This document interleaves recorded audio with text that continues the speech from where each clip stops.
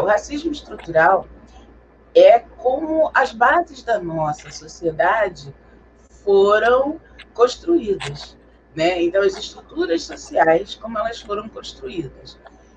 E nesta estrutura social, principalmente a nossa sociedade, que ela teve uma base com uma economia escravagista, quando houve a abolição da escravatura, isso encurtando bem a história e tentando pontuar como é que isso começa.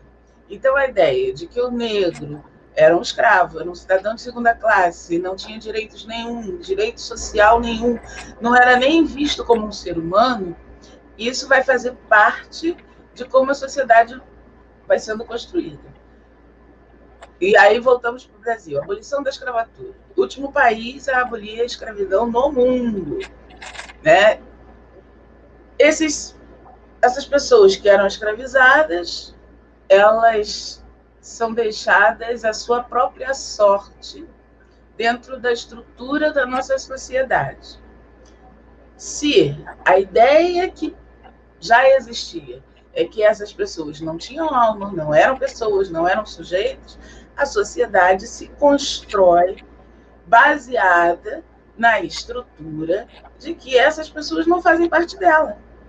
Então, quando a gente pensa o racismo estrutural, a gente tem que entender a amplitude desse conceito, compreendendo que é o conceito básico de construção de uma sociedade, de como a sociedade foi caminhando, onde um determinado grupo de pessoas que fazem parte dessa sociedade não eram visibilizados por ela.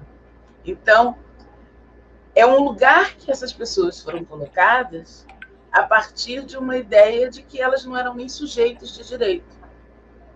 Uhum. A partir daí, a gente tem essa visão da diferença de pessoas por cor da pele, por herança étnica, e as instituições elas vão reproduzir essa ideologia que já é parte da sociedade. O Silvio Almeida, ele tem uma afirmação que eu acho muito interessante dentro desse sentido. Ele fala: o racismo estrutural é indiferença. Bom, mas como? É discriminação? É indiferença? É a indiferença que é a resposta da sociedade a um grupo de pessoas que simplesmente ela não acolheu como estrutura da sua organização social. É uma indiferença. Uhum. E é a reprodução de um olhar não percebendo aquele sujeito como um sujeito de direitos a partir da ideia de que ele não era nem sujeito.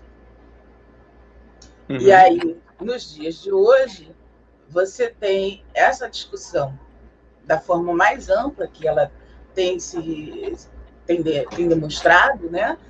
Exatamente porque, durante anos e anos, todos esses sujeitos que compuseram a sociedade brasileira fizeram movimentos de luta e de resistência em relação à sua cultura, em relação aos seus direitos, em relação à reivindicação de sua visibilidade, de seu lugar social, porque também foram partes importantíssimas na construção dessa sociedade.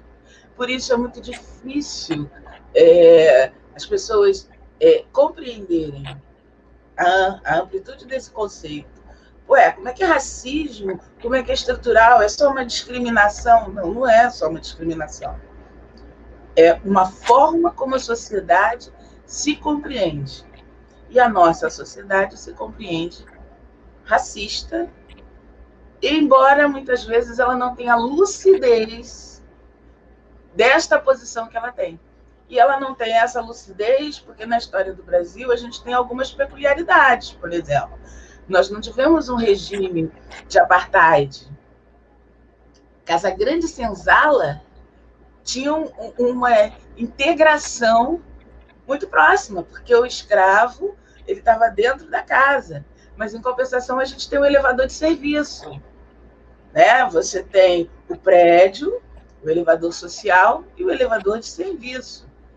Então, então não tem separação. Tem. Porque quem pega o elevador de serviço é o serviçal, é o empregado. Quem pega o elevador social é o senhor, é o patrão. Casa grande e senzala.